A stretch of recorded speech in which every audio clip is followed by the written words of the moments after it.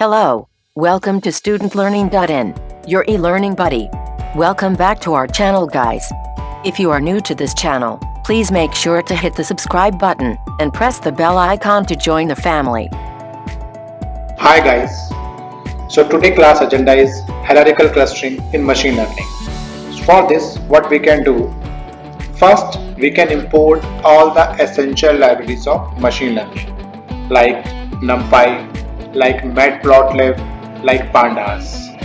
Right after that, I am going to explain how to import dataset for this.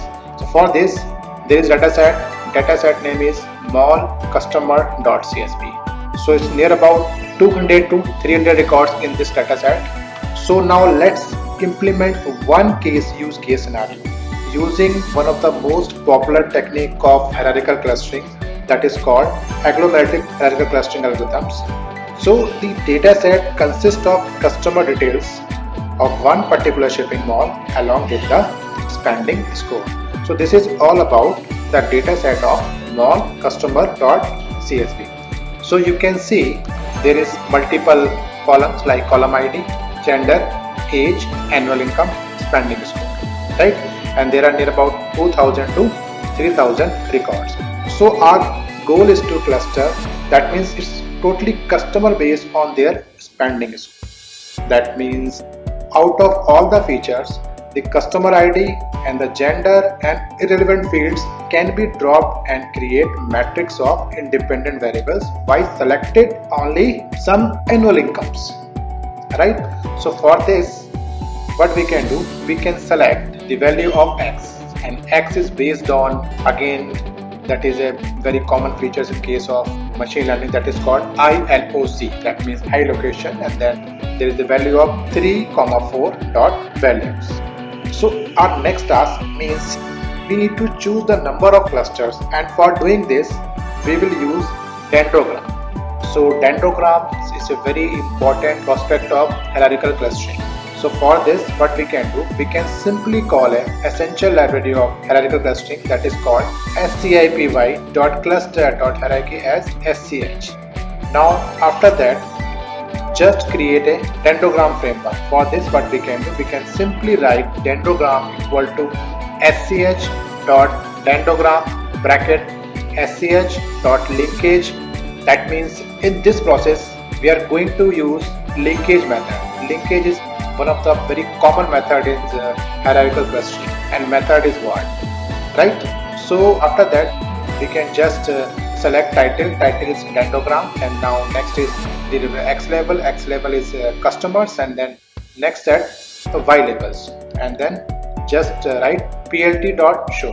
So this is all about dendrogram of this dataset, that means hierarchical clustering. So dendrogram is the initial step of any clustering phase, right?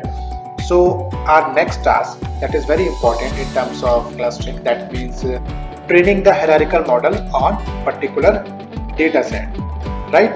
So for this, that means after dendrogram, as we have already discussed, to choose the number of cluster means already defined cluster, we draw a horizontal line to the longest line and traverse maximum distance up and down without intersecting the merging point. So we draw a horizontal line, and the number of vertical lines it intersect is the optimal number of clusters. So you can see in this code, the code is very simple. First, we have to import agglomerative clustering. After that, we have to decide, or we have to define the number of clusters. So in this code, you can see total number of cluster is 5, right? And your linkage is var. After that, we can just select all the prediction on the basis of your agglomerative clustering. For this, what we can do, we can simply write the variable y_sc equal to hc.fit predict and x. That means we can just fit the value of x under this variables, right? So after that, I am going to explain how to visualize all the cluster. All the cluster means there are 5 cluster, because the value of n cluster equal to 5, right? So it's pretty much clear. That means plt.scatter in terms of x, y sc is separate values, there are two components in first phase like 0, 1, 2, 3, 4, and the second value is 0, 0, 0, and then x. Similarly, in the second scenario, just reverse the process. That means again the first value is 0, 1, 2, 3, 4, and the value 0 is replaced by 1. That means the value 1, 1, 1 and 1, right? And we can just define the value of s that is equally balanced, that is 50, 50, 50. And after that, just define the color of your cluster. Because we have 5 clusters, that means we have to define 5 different colors. So the first cluster color is red, second one is blue, third one is green, fourth one is cyan, and fifth one is magenta.